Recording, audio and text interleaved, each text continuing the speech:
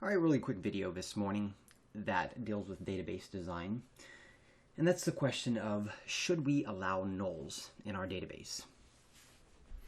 And I'm a big fan of nulls. I think they are very appropriate in some cases. And so here's just a couple of cases to think about. One of them is private data, such as data that people may not want to share. By forcing people to share information or saying, well, we don't allow nulls in that field, you are probably going to lose business. One of my, I don't use Google anymore, Gmail, for email. But back in the day, I did use Google because one of the reasons I did that was I liked Google's approach that you didn't have to enter a last name. You just entered a first name.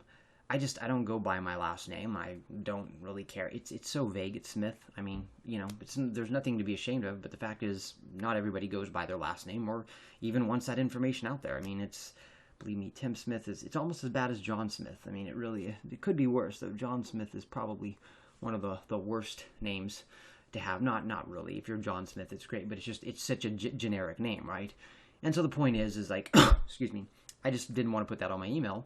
And nowadays, they don't allow nulls, right? You have to enter a last name. Okay, cool. Then I just won't have a Gmail account. And since I change email accounts ever so often, for those of you who know, you'll notice that over time, you start getting all this spam. And it's because other people's email addresses get hacked, then your email address gets compromised, and so you have to then move on. It's really funny how that all works. So I do have a Gmail address for instance, this channel. It's great, but for the most part, the email addresses that I prefer now are the ones that don't allow, or I'm sorry, that allow me not to use the last name. It's just I don't go by Tim Smith. I go by Tim. Okay. So if you're not willing to allow nulls, then you're probably going to lose business, and that's just the way it works.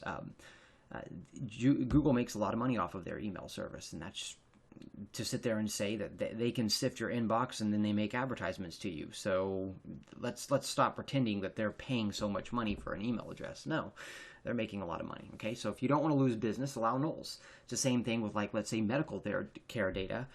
People may not want to enter certain things. So allow nulls, or else, again, you may lose business. Okay, if you don't want to allow nulls, then they may not come to your shop. That's all there is to it. There's another one, which is one of my favorite lines in a movie. You don't know, or you can't say. If it's possible that a value could be unknown, allow nulls. I'll give you a good example with Bitcoin. There was actually several circumstances in the time that I've mined for Bitcoin where certain APIs did not have a Bitcoin value. And the reason is because the volume was so high and the price was changing so quickly that the API spit out a null value, basically an empty value for the price. And so if I went back into, let's say, the database, let's say I didn't allow nulls. First of all, I wouldn't get that null value in the database, so I wouldn't see when that was. But the other thing, too, is, and I've seen other people who say, yeah, we sell Bitcoin data and da-da-da, but they're just making up values. Because I know for a fact that the APIs that they're using, that they would have had nulls a few times. So they had to go back in and make up a value. You don't know what it was at that time, though, because the volume was so high and the price was shifting so rapidly, the API couldn't keep up with it.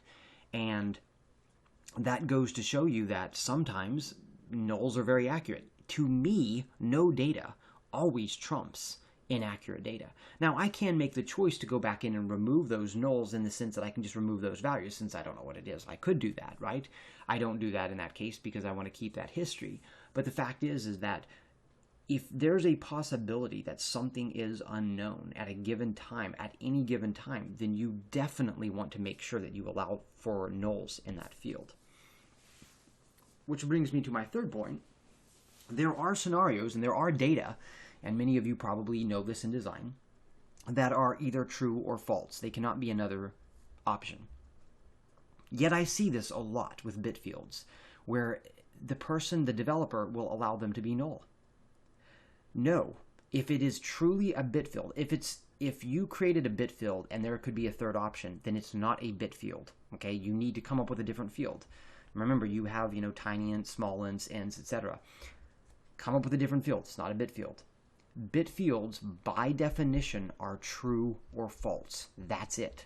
And generally with bit fields, there's going to be a default. What I mean by that is it's either going to be default 0 or default 1. For instance, when you're using bit fields for like a flag or for data validation, it generally is like a default of 0 because it's not flagged or it's not validated data until something goes in and validates it and sets it to 1. But a bit by definition is true or false. It is not true, false, or who knows. That's not that, and you need to use a different field for that. If I ever find a bit that's null, I want to smack the developer, not literally, but that's a perfect example of poor development because a bit is true or false, okay? So there are many good cases for allowing nulls. If we're dealing with privacy, always allow nulls. Healthcare should definitely allow nulls for sure. And then, of course, if there's a situation where you don't know or there's a possibility that you could not know, I'm a big believer that no data is always better, always, always, always better than inaccurate data.